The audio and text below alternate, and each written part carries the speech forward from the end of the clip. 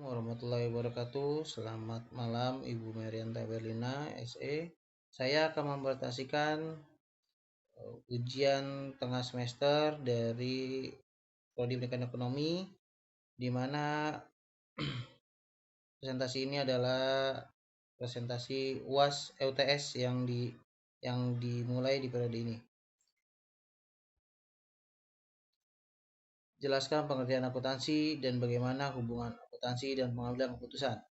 Akuntansi adalah sebagai proses pengidentifikasian, pengukuran, pencatatan, dan pengkomunikasian informasi ekonomi yang bisa dipakai untuk penilaian, judgement, dan pengambilan keputusan oleh pemakai informasi keputusan.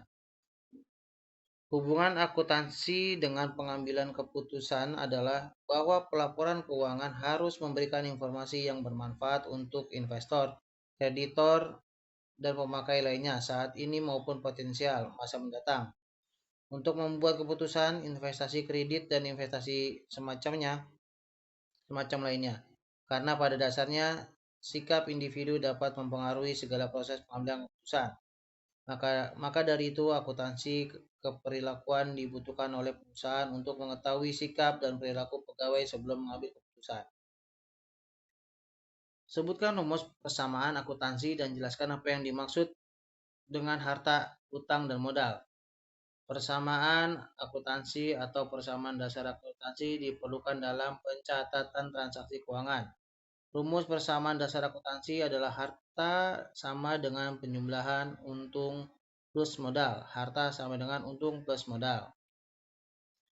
Harta, suatu benda atau barang yang telah dimiliki seorang pebisnis maupun orang biasa yang memiliki nilai jual yang tinggi.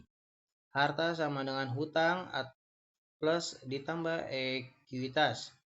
Hutang, suatu beban yang dimiliki oleh seorang karena aktivitasnya yang dalam membeli barang tertentu secara kredit.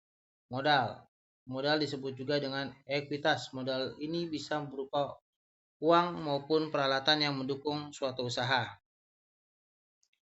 Jelaskan apa yang dimaksud dengan laporan di bawah ini dan apa manfaatnya. Posisi keuangan, neraca. Neraca adalah bagian dari laporan keuangan perusahaan yang berisi mengenai posisi aset atau harta kekayaan yang dimiliki oleh perusahaan, posisi hutang, dan modal pemegang saham pada periode tertentu.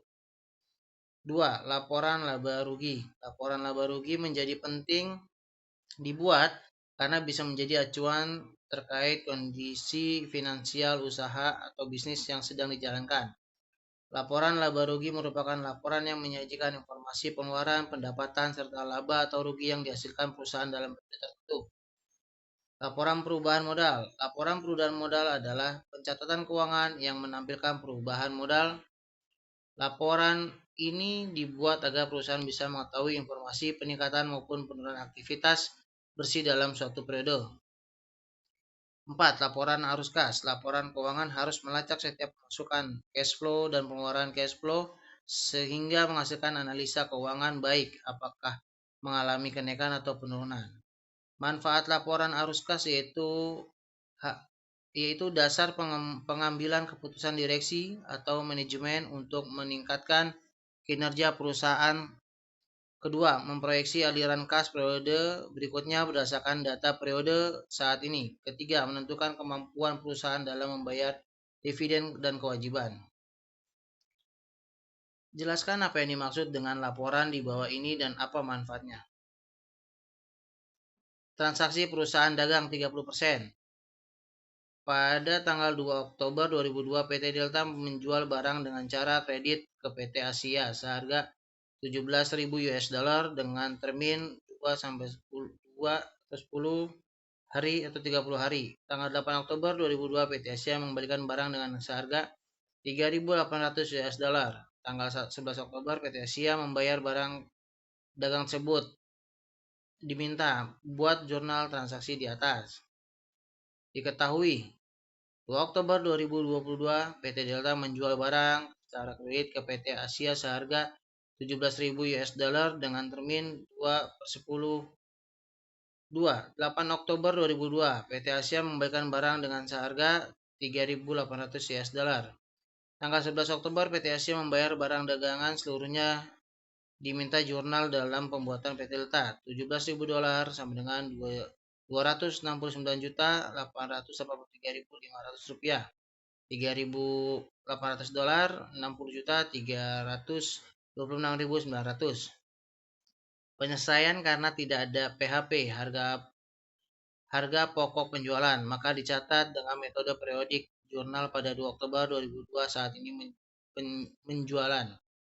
D. Piutang Rp269.883.500. Rp269.883 piutang bertambah di debit karena penjualan dilakukan secara kredit sebesar Rp269.883.500. Jurnal tanggal 8 Oktober saat ini retur penjualan Rp60.326.900.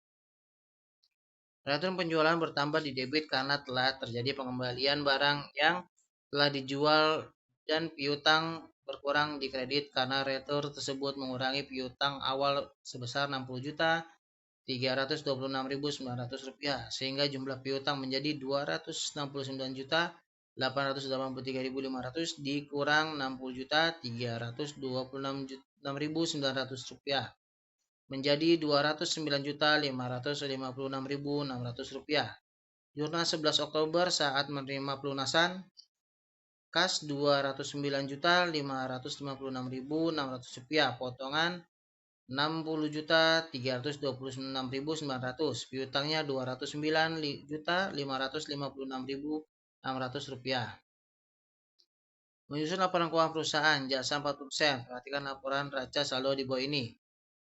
Kasnya adalah Rp152.700.000. Piutang usaha Rp18.700.000. Asuransi dibayar di muka Rp5.500.000, perlengkapan Rp4.400.000, kendaraan Rp120 juta.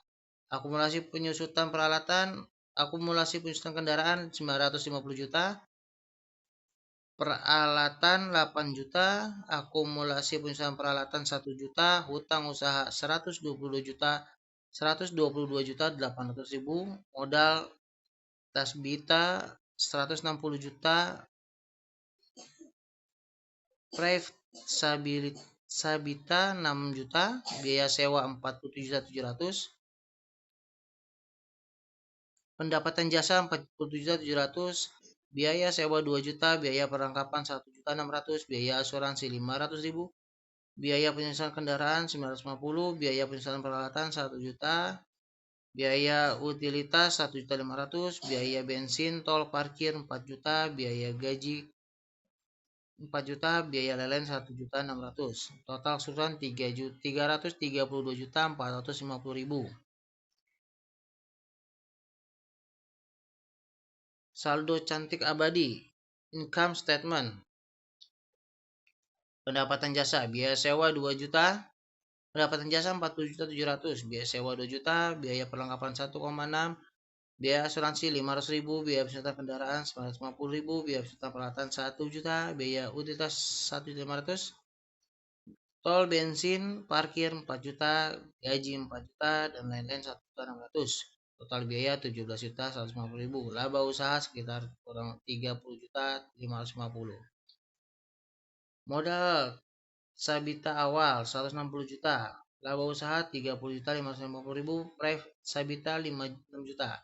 Kenaikan modal dari laba sekitar 24.550. Modal akhirnya sama dengan 184.550.000.